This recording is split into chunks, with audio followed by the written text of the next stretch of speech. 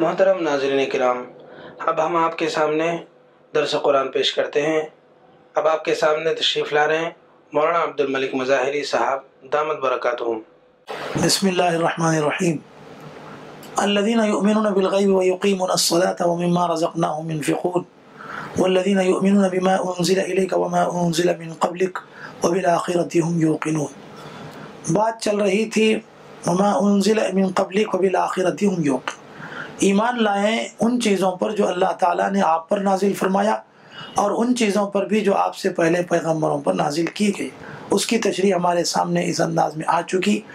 اب آگے ہے وبالآخرة هم يوقنون، کہ مومنین کی اور متقین کی صفات میں سے ایک صفت یہ بھی ہے کہ وہ لوگ آخرت پر یقین رکھنے والے ہوں۔ سابقہ چیزوں میں تو یہ فرمایا یؤمنون بما انزل، مگر یہاں یوقنون کا لفظ فرمایا۔ یؤمنون اور یوقنون کے فرق کو واضح کرتے ہوئے مفسرین نے لکھا ہے کہ ایمان ابتدائی درجہ ہے اور یقین اس کا انتہائی درجہ ہے۔ تو آخرت کے سلسلے میں صرف ایمان کافی نہیں ہے، یقین کے درجے کی ضرورت بتائی گئی۔ یہ بہت اہم بات ہے کہ جس کے ذریعے سے ہم اپنی آخرت کو سدھارنے کے لیے اللہ تعالیٰ نے یہ فرمایا کہ آخرت پر ایمان لانا ہی کافی نہیں ہے، بلکہ آخرت پر یقین بھی ہونا چاہیے، اور یقین ایمان کے بعد کا اور آگے کا درجہ ہے۔ مطلب کیا ہے؟ یقین کس کو کہتے ہیں؟ چنانچہ نبی کریم صلی اللہ علیہ وسلم نے فرمایا یقین عزم والے درجے اور پختگی کے درجے کو کہا جاتا ہے۔ چنانچہ ایک حدیث میں رسول اللہ صلی اللہ علیہ وسلم نے فرمایا تم کو یقین آخرت کا ایسا رکھنا چاہیے جیسا کہ صبح پرندے اپنے گھونسلوں سے نکلتے ہیں اس یقین کے ساتھ کہ شام کو ہم اللہ کی روزی سے ذکر کے ذریعے سے پیٹ بھرے واپس آئیں گے۔ خالی پیٹ جاتے ہیں اور وہ لوگ پیٹ بھر کر واپس آتے ہیں۔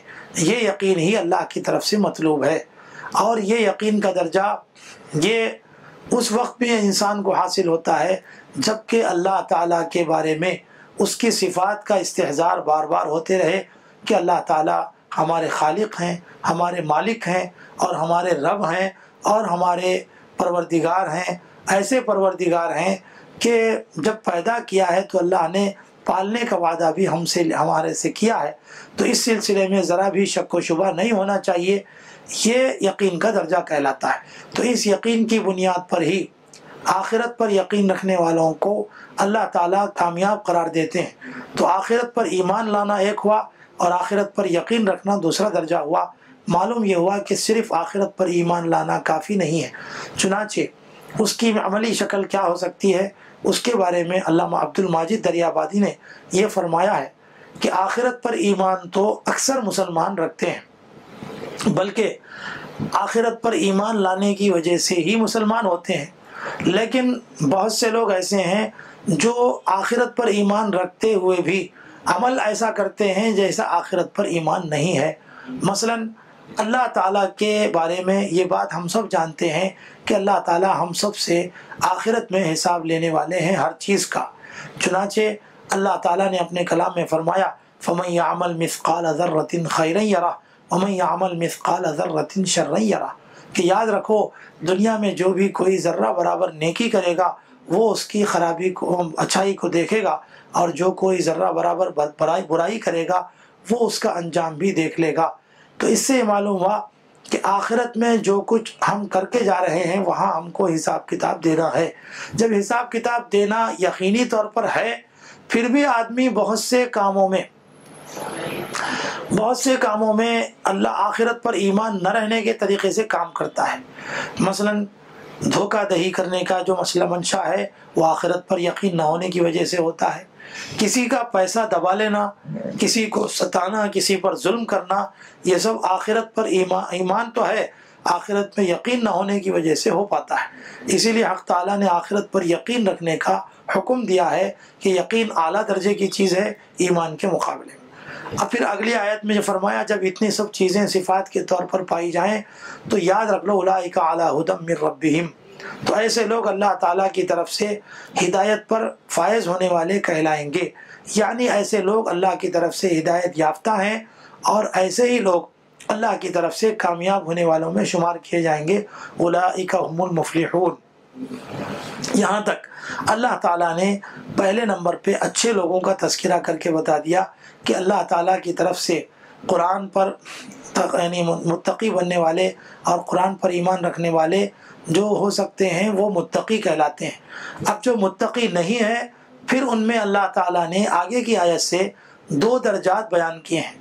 نمبر 1، ایمان کے مقابلے میں بالکل کفر سے کام لینے والے، یعنی بالکل سراسر ایمان کی چیزوں کا انکار کرنے والے، آخرت کا انکار کرنے والے، رسالت کا انکار کرنے والے، توحید کا انکار کرنے والے، یہ کھلے طور پر کافر ہیں۔ اگلی آیت میں اللہ تعالیٰ نے ایسے کافروں کا ذکر فرمایا، ان الذین کفروا سواء علیہم اانذرتہم ام لم تنذرہم لا یؤمنون۔ یقیناً وہ لوگ جو دنیا میں اللہ کے حکموں کی نافرمانی کرتے رہے اور اللہ تعالیٰ کے حکم بجا لانے میں پس و پیش سے کام لیا اور دنیا میں رہ کر اپنے عقیدے کو آخرت کے بارے میں سدھارنے کی کوشش نہیں کی، تو ایسے لوگوں کو کافر کہا جاتا ہے۔ بلکہ کافر کا ترجمہ کرتے ہوئے علامہ ابن کثیر رحمۃ اللہ علیہ نے لکھا ہے، کفر یکفرو کے معنی عربی میں چھپانے کے آتے ہیں، کیونکہ کفار کا لفظ یہ کسانوں کے لیے بھی استعمال کیا گیا ہے۔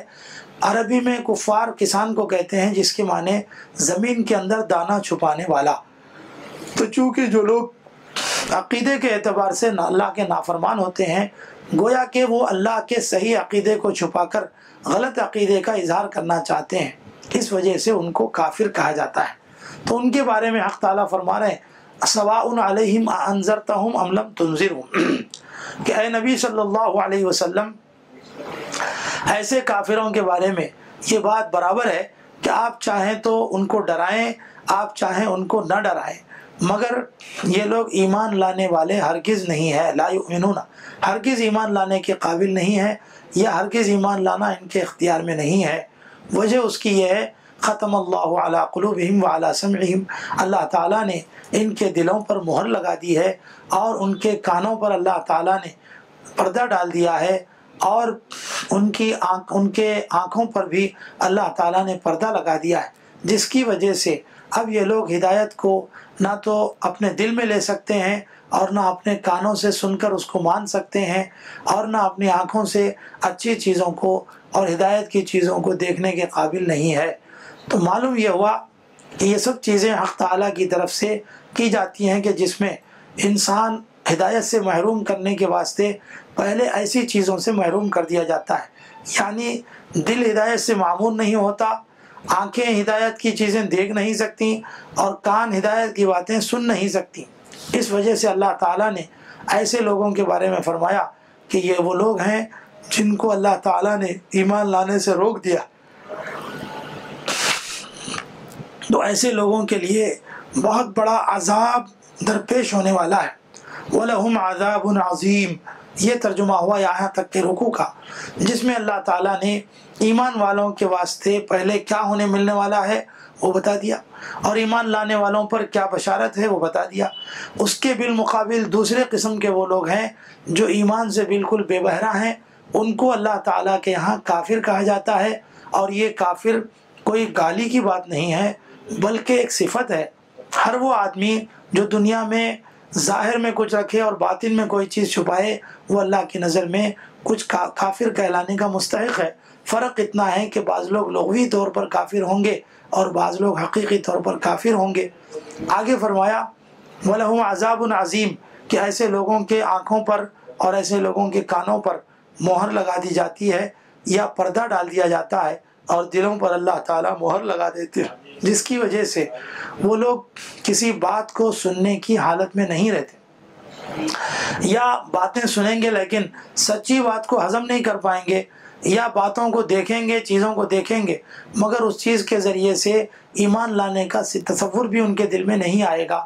اس وجہ سے اللہ تعالیٰ نے ان کے بارے میں یہ فرمایا ختم اللہ علی قلوبہم۔ اب یہاں ایک سوال کرنے والے سوال یہ کر سکتے ہیں کہ بھئی جب اللہ تعالیٰ نے ان کے دلوں پر مہر لگایا ہے، ان کے کانوں پر پردہ ڈال دیا ہے اور ان کی آنکھوں پر بھی پردہ ڈال دیا ہے، تو اب وہ ہدایت کے معاملے میں کیسے آگے بڑھ سکتے ہیں جبکہ اللہ تعالیٰ نے ہی ہدایت دینا نہیں چاہا؟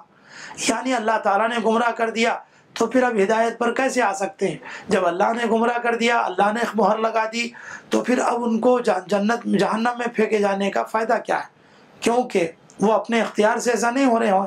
تو اس کا جواب اللہ تعالیٰ نے قرآن مجید میں جگہ جگہ دیا ہے کہ یاد رکھو ہدایت کے باب اللہ تعالیٰ انسانوں کے اختیار پر چھوڑے۔ محمد اشرف